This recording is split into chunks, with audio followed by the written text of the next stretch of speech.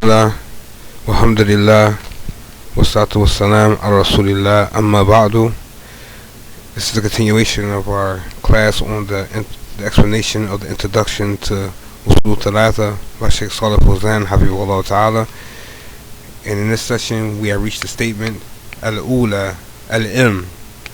And the first of the four matters, which is obligatory upon every Muslim to know, is knowledge, Al-Ilm. So Sheikh Rahimahullah Ta'ala says, so he said ilm, knowledge.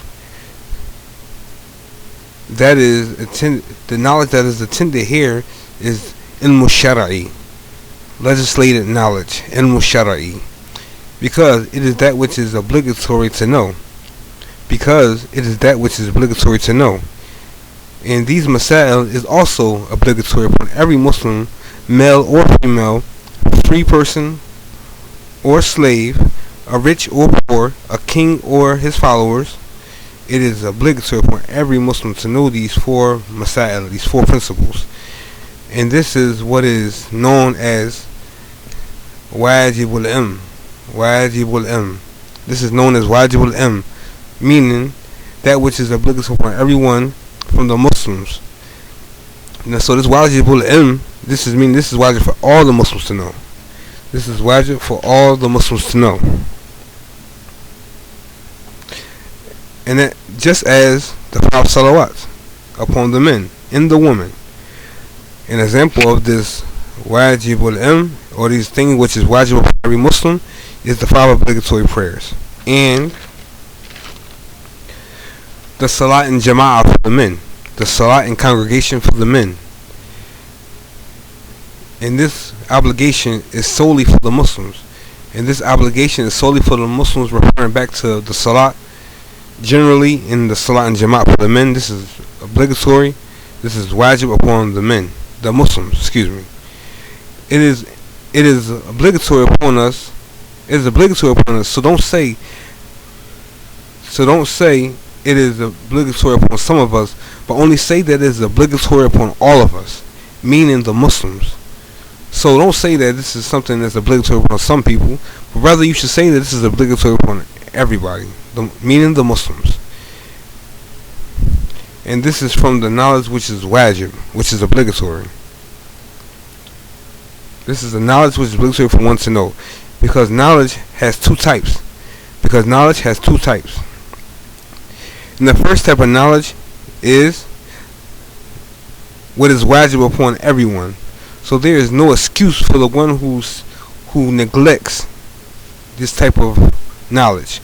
There is no excuse for the one who neglects this type of knowledge. And he has no uprightness in his deen, except by it. So the Shaykh is saying that there is no excuse for nobody to leave off this type of knowledge, which is obligatory. And he would not have no uprightness in his deen, except by him knowing this obligatory matters. For example, the 5 pillars of Islam. The 5 pillars of Islam is obligatory for every Muslim to know. And with someone who does not know or understand these 5 pillars, then he is not upright. And the 5 pillars are Shahadatain, Aqimus Salat, Ati Zakat, Sawm Ramadan, wal Hajj al-Bayt al-Haram. Is to make the Shahada, to establish the prayer, to pay the Zakat, to fast Ramadan, and to make the Hajj. It is not permissible for the Muslims to stay away from this type of knowledge, but he's in need of learning them.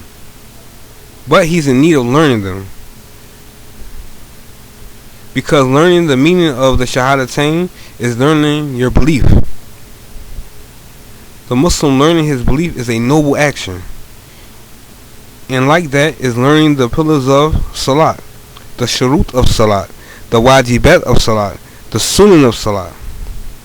To learn the pillars of Salat, to learn the conditions of Salat, to learn the obligations of Salat, and to learn the recommended acts in Salat. This stuff is obligatory for you to know. To learn their detail is what is ordered. To learn its detail is what is ordered. So the one praying does not stay solely on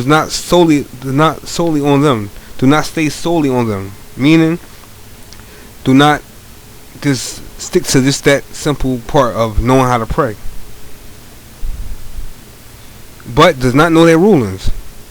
So you also got to learn the above mentioned, the suruts, and you must learn the rulings of the salat. How are the people doing actions and they have no knowledge with their actions? So how can people do actions with no knowledge of these actions?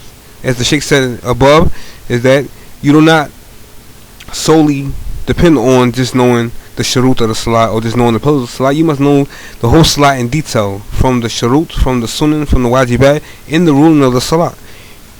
And this is with anything that you do. You should know the details of this action before you do it, or while you're doing it.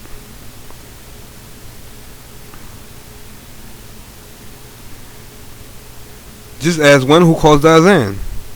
How can you call the adhan? How can you call the adhan? How can you call the adhan when you're a jahil of the adhan, of the rulings of the adhan? This is what it's meaning by it. How are you calling the adhan when you're jahil, or you're ignorant of the rulings, the conditions, the pronunciation, etc.? How can you do it when you don't know the ruling and none of that regarding the adhan? How can you call the adhan? So it is a must to learn the rulings of salat, the invalidators of salat, and its likes. One must learn this just like it is obligatory to learn the rulings of zakat. The rulings of zakat. To learn the rulings of fasting. To learn the rulings of making hajj. So if you want to make hajj, it is obligatory upon you to learn the rulings of hajj, the rulings of umrah. And from the nobles of this call is worship.